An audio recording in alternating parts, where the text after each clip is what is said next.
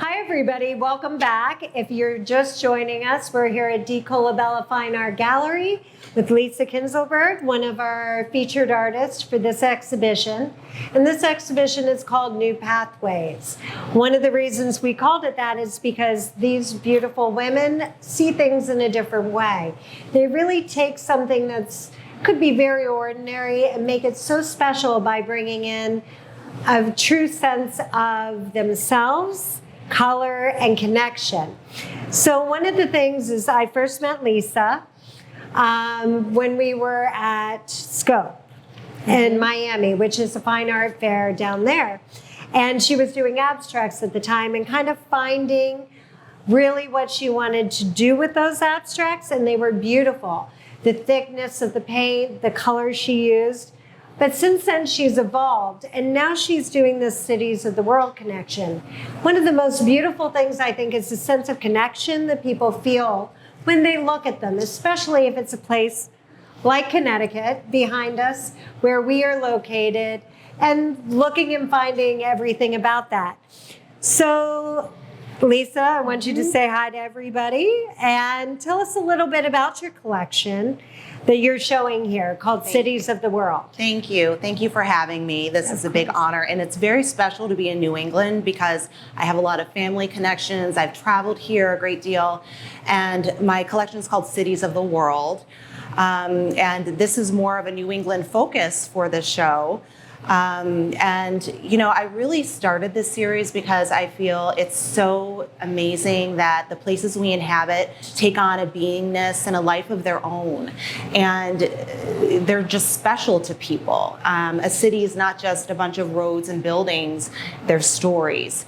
And I really try to capture cities in paint and kind of celebrate and honor places we live and work and, evolve as individuals. So it's really a celebratory, positive collection. Oh, I love it too. Of course, she showed it at Scope in Miami with us. And the Miami went like that, South Beach went like that. Mm-hmm. I mean, people really do feel that sense of connection and belonging when looking at them. Mm-hmm. So each of your places has a story.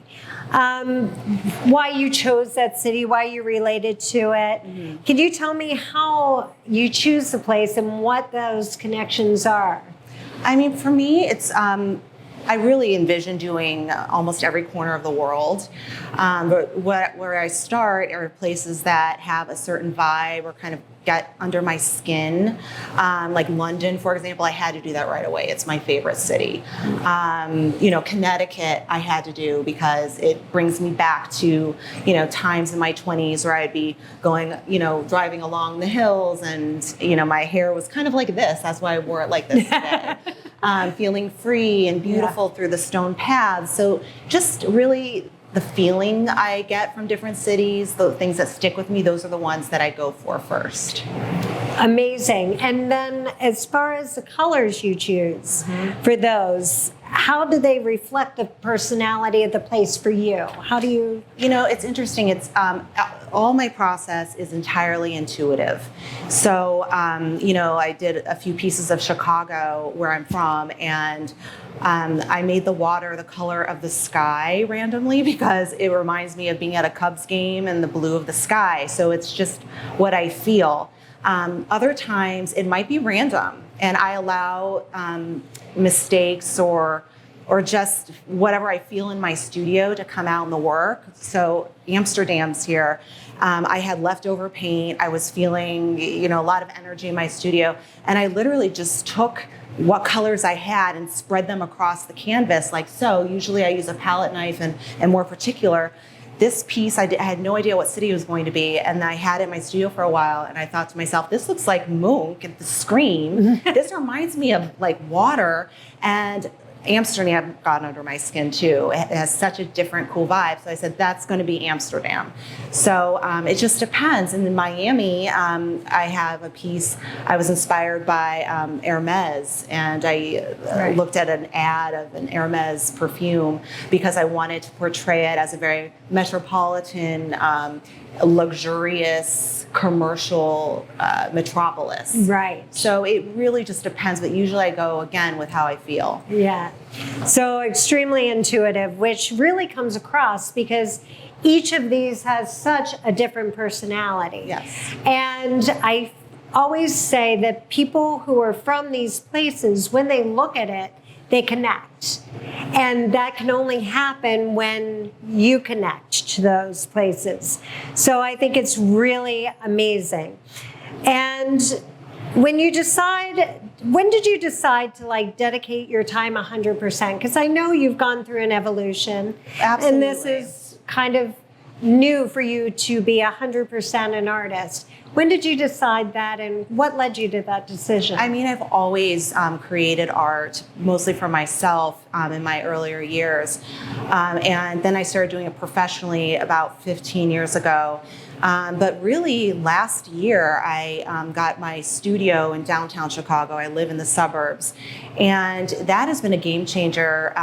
And people like on Instagram might know, who follow me, I do these like silly selfies. I have a ritual when I'm in there. So I go in and I get that out, and then I can there's no rules. So now I'm, in my studio 5 to 6 days a week, and I really make a point to just play, experiment, take my time with my pieces. And it's become a full-time practice and job, and it's only getting started. And really, it really is. I mean, this collection has really just exploded. And one of the things that we're going to bring up is how personal the process is to you and how that translates when somebody comes to you and asks for a commission. Because I know through my exhibiting your work, we have had at least 3 commissions, and there's been many more.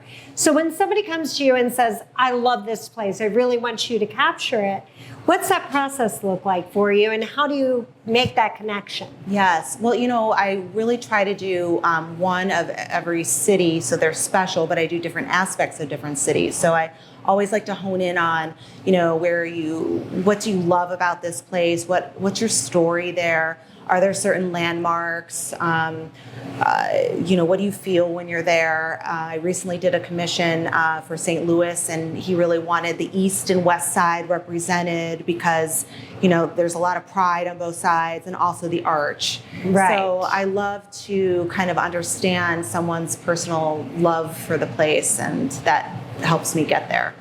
And you even said most people trust you to choose the colors that you're going to be using. Yes, absolutely. And I love that because, again, the sense of color in both of these artists is absolutely amazing. And how the mood of the city comes across is just beautiful. So as we go by and time goes on, what is like your plan for the upcoming year, and where do you envision taking this? Yes, I see this as a multi-year project. I started this past year. I've done, multiple pieces. I kind of envision a museum, like what would they all look like in a museum or a huge gallery all together. So I really want to create cities of the world. I want a full-blown cities of the world series. So I'll see how long that takes. And I want to be, doing more gallery shows like this, more art fairs.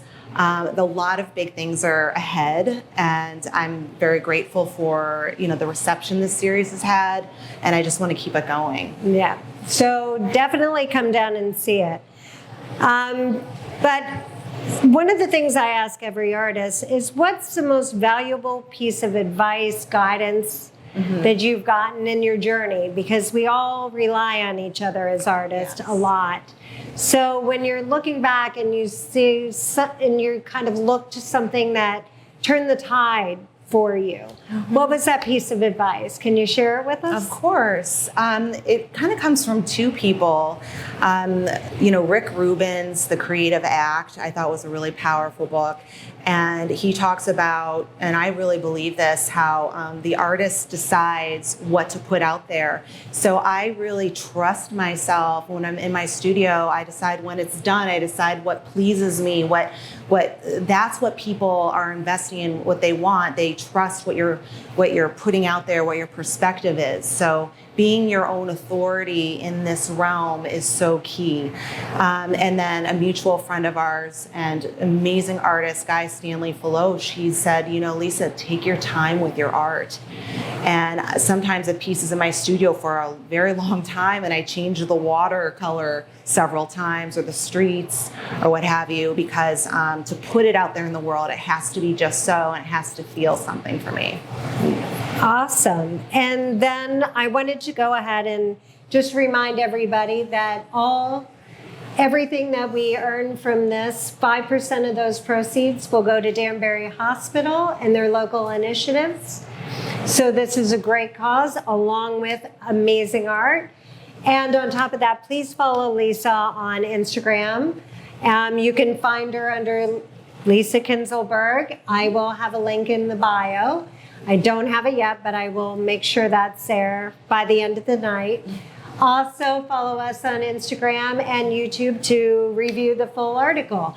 And is there anything that you'd like to say to finish up? I want to thank you for this opportunity. I love having 7 pieces here. This is a beautiful show, and you did a fantastic job. And thank you for supporting us artists. Yeah, and thank you for coming. Okay, and we'll be back in about 5 to 10 minutes, probably more like 5, and we'll be talking to Carolina. Thank you. Thank you.